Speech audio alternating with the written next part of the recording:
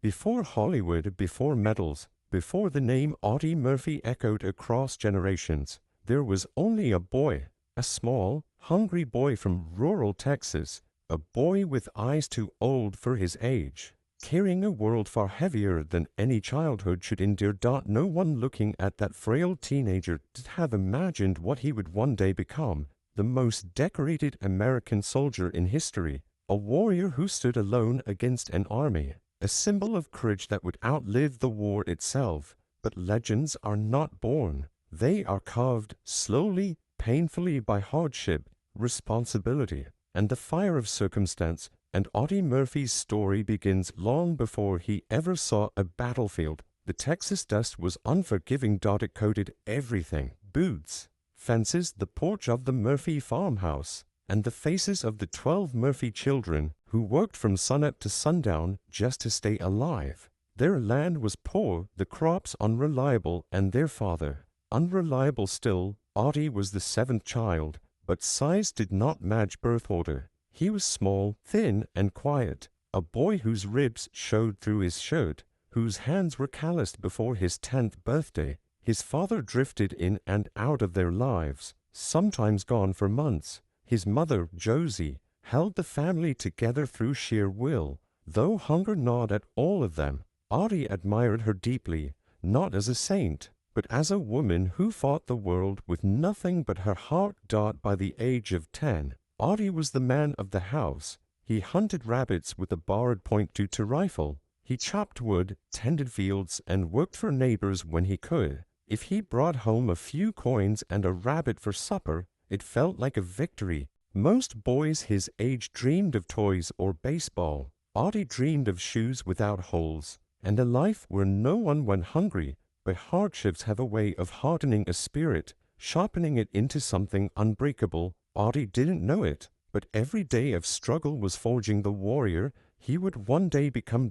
In 1941, tragedy struck. Audie's mother, the one person who gave shape and softness to an unforgiving world, fell ill. The doctors could do little. Medical bills mounted. The younger children cried, and Audie, not even 16, watched helplessly as the pillar of his world faded away. When she died, something in him collapsed. He sat beside her grave as the wind rushed over the fields, whispering through the grass. That night he cried, and the next. But after that, the tears stopped. He became quiet in a different way, not shy, but hollow, not afraid, but determined. He had promised his mother one thing: "I'll take care of them." Now, with the country preparing for war, young men lined up at recruiting stations with excitement or duty in their hearts. Audie came with something else: a need to survive, to send money home, to do anything except feel the family depending on him.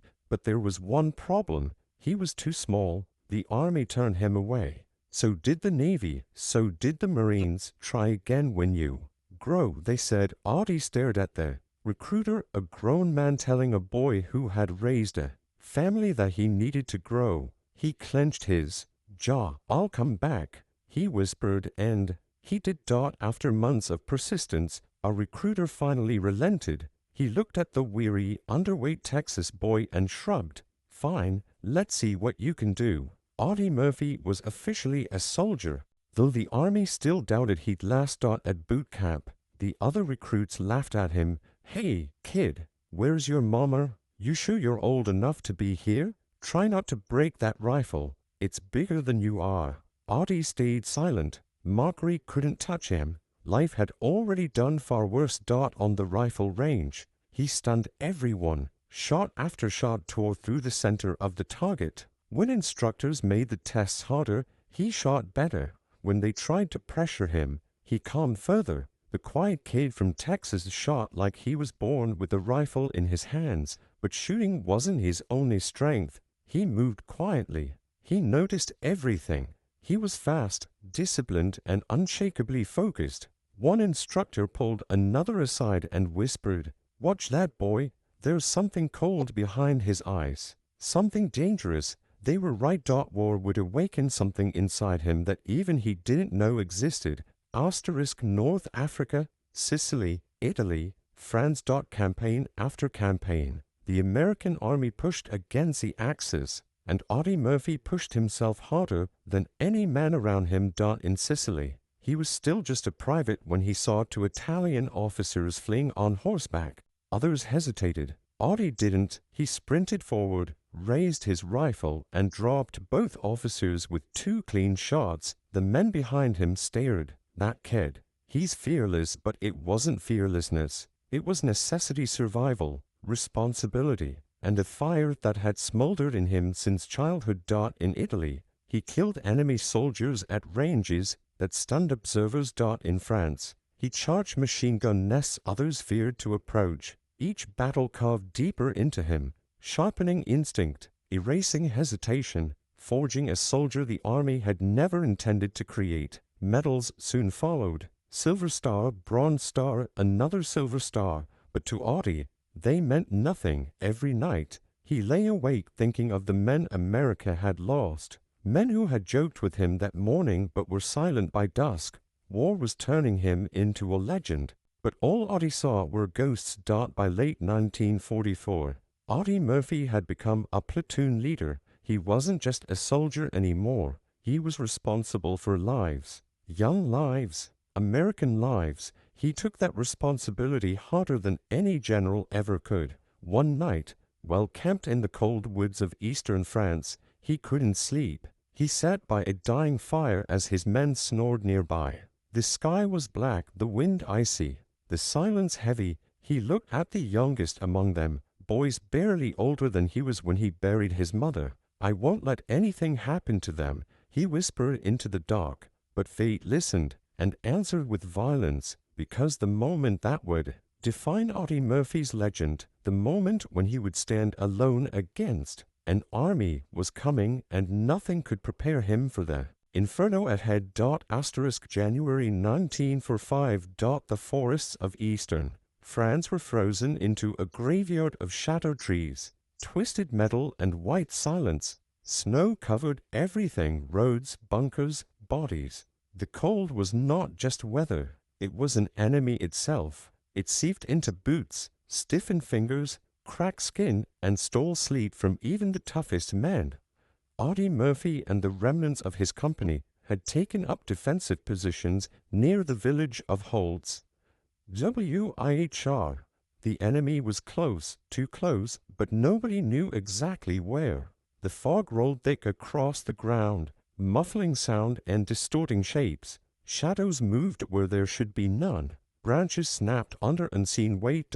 Every man felt it. The storm was coming. Murphy crouched beside a hedgerow, studying the tree line with a steady gaze. He had learned to read silence, the way it thickened before an attack, the way the wind seemed to change direction when death was near. Behind him, his men huddled in foxholes, shivering, clutching their rifles to stay warm. They were exhausted, hungry, and mentally broken from weeks of relentless combat. Some were barely adults. A few were veterans whose eyes had lost their spark long ago, but every one of them trusted Murphy. He never raised his voice, never boasted, never hid behind his rank.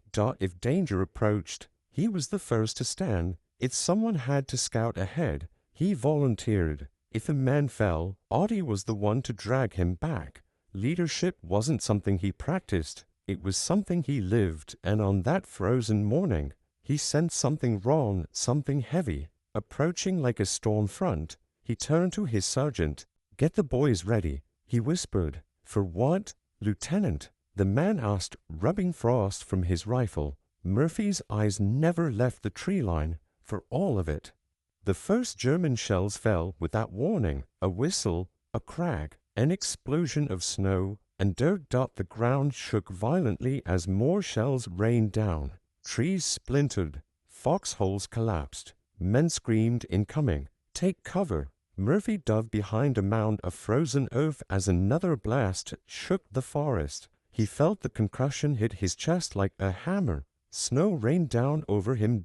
Machine guns opened up, stitching the ground with lines of fire. More artillery, more explosions. Then, through the smoke, came the sound that froze blood, the grinding treads of armored vehicles. German tanks. Not one, not two. A column, they emerged through the fog like metal beasts, gray, hulking shapes rolling forward with confidence and hunger. Infantry marched behind them, hundreds strong. The American position was hopelessly outnumbered. Murphy shouted over the roar of gunfire, "Fall back! Get to the tree line! Move!" He knew staying meant annihilation. His men scrambled rearward, firing blindly through the fog as enemy bullets snapped through branches. But Murphy did not move with them. He remained forward, firing bursts from his carbine, slowing the German advance by seconds. Precious seconds his men needed to escape. Bullets whipped past him. Shells burst round him. Snow exploded at his feet. Still he fired, his breath fogging in the icy air, his face streaked with dirt and sweat. Only when his carbine clicked empty did he finally break cover and sprint toward the retreating line. The ground shook beneath his boots as the tanks rolled closer. His heart pounded, not from fear, but from calculation. They weren't just coming. They were pushing through, planning to overrun the entire American flank. And if they succeeded, the whole division would be exposed. Murphy gritted his teeth. Not today. By the time he reached his men, the German attack was in full force. The forest lit up with muzzle flashes. Snow erupted in violent fountains. The smell of burning oil filled the air. Then came the explosion that changed everything. A nearby M10 tank destroyer, abandoned and low on fuel, took a direct hit. Flames erupted from its hull, black smoke pouring skyward. The metal hissed as fire consumed it. Murphy ducked behind a log. His men were pinned down, unable to retreat farther. German infantry was closing in. The tanks were almost upon them. Someone shouted, "We have to fall back more." Murphy looked around desperately. There was nowhere to fall back to. They were out of ground, out of cover, out of time, unless... Murphy's eyes fixed on the burning tank destroyer. A normal man would have seen a death trap, a steel coffin cooking in flames and ready to explode. Audie Murphy saw an opportunity. "Cover me," he shouted. Before anyone could protest, he sprinted toward the burning wreck, bullets chopping through the snow all around him. "Lieutenant!" No, but Murphy didn't stop. He climbed onto the tank destroyer, heat blasting his face, smoke clawing at his lungs. The metal burned his hands through his gloves. Flames roared inches away. He reached the turret. Inside was a .50 caliber machine gun, still operational. Murphy grabbed the handles and pulled the trigger. The forest erupted. The .50 caliber thundered with a deep, bone-shaking roar. Muzzle flashes lit the smoke like lightning. Tracers streaked across the battlefield in bright red lines. German soldiers shouted in confusion. They had expected the Americans to retreat. They had expected fear. They had expected defeat. They had not expected one man to stand atop a burning war machine and unleash hell. Murphy swept the machine gun left to right, cutting down entire squads as they tried to advance. Enemy soldiers dove for cover, tripping over each other in the snow. He shouted target corrections into the radio handset, even as bullets clanged against the arm around him. A mortar shell landed nearby, rocking the destroyer. Shrapnel ripped through his leg, but he didn't stop firing. Smoke burned his eyes. Heat scorched his skin. His body screamed in pain, but the fire inside him, the fire that poverty lit, that tragedy sharpened, that war forged, burned hotter. He fought like a man possessed, like a man with nothing to lose,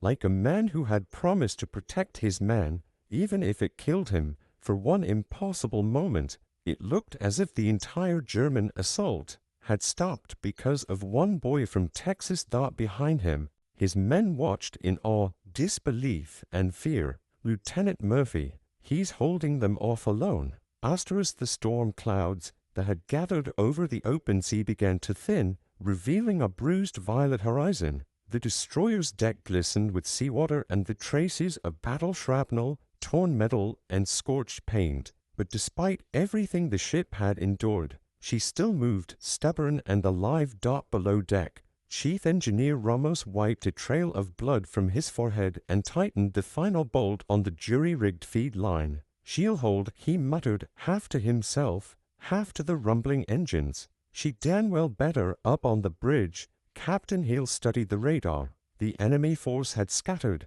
but one red blip remained, a cruiser slowly limping southeast. The one that hit us earlier, Hale said. She's wounded, but so are we. His XO bit his lip.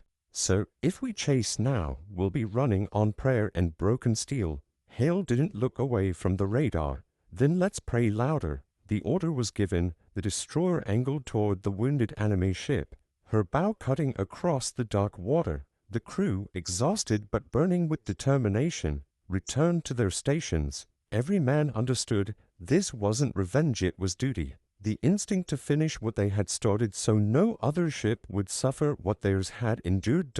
As the distance closed, the enemy cruiser came into view, large, heavily armored and clearly struggling. Smoke rose from her midsection, but she was still dangerous. Range closing, the fire control officer reported. 2 minutes until we can fire. Captain Hill gripped the railing. Helm, bring us in tight. We keep low, fast, and unpredictable. This ship's taken worse than anything they have left. The destroyer threaded through the waves like a wounded predator, limping, but still deadly. The enemy cruiser finally stirred, rotating one of its remaining turrets. They see us, Captain. Let them, Hale said. They'll realize too late. The first enemy shell roared through the air, missing by mere meters and sending a geyser of seawater across the deck.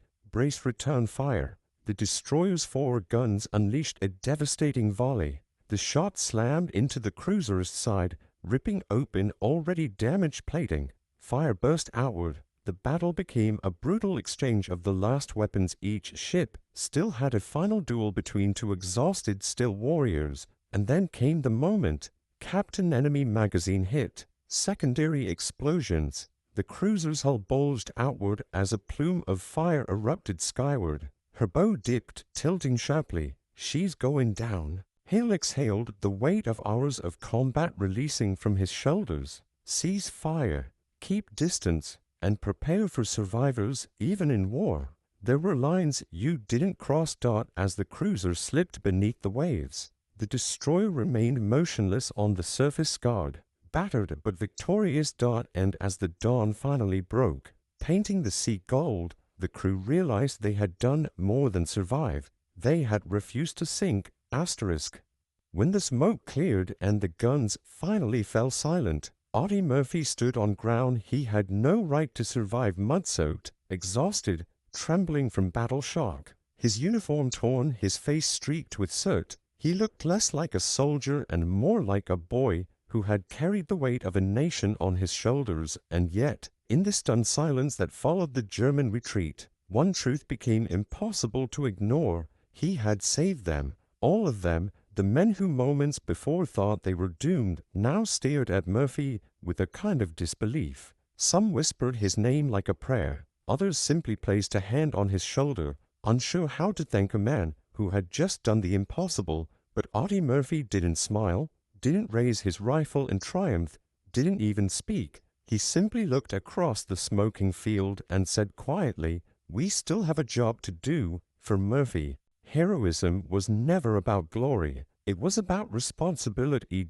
Word of his stand on the burning tank destroyer spread like wildfire. Officers wrote reports with shaking hands. Commanders demanded confirmation. How could one soldier, one kid barely over 100 pounds, hold off an entire German company? But the men who survived that day didn't need paperwork. They were the proof. When Murphy walked back into camp, boots dragging, the entire company rose to their feet. No cheering, no applause, just quiet, overwhelming respect. The kind of silence only men who had seen death and been pulled back from its edge could give. Homefront and Hollywood. After the war, Murphy returned to America not as a warrior, but as a man trying to find peace in a world that couldn't understand what he had lived through. Reporters wanted quotes. Crowds wanted photos. Hollywood wanted a hero, but Audie Murphy never saw himself as one. He suffered nightmares, flashbacks, and a restlessness he couldn't shake. Fame made him known, but it did not make him free. Still, he turned his pain into purpose. He advocated for veterans, fought for better treatment, and used his platform to speak for those who couldn't speak for themselves. Ironically, the boy who never wanted to fight had become the voice for those still fighting their own silent battles. Legacy of a reluctant legend. When he died in 1971 at only 45 years old, newspapers across the world struggled to summarize a life like his dog. How do you measure a man who once stood alone against 250 enemy soldiers? How do you define courage when it burns hottest inside someone who wanted nothing more than to go home? Murphy's grave at Arlington National Cemetery remains one of the most visited sites, not because he wore medals, but because he earned every one of them for someone else. Visitors often stand in silence. Some salute, some whisper thank you, others leave small wooden crosses, dog tags, or handwritten notes. But if Audie Murphy could answer them, he would likely say exactly what he said on the battlefield years before.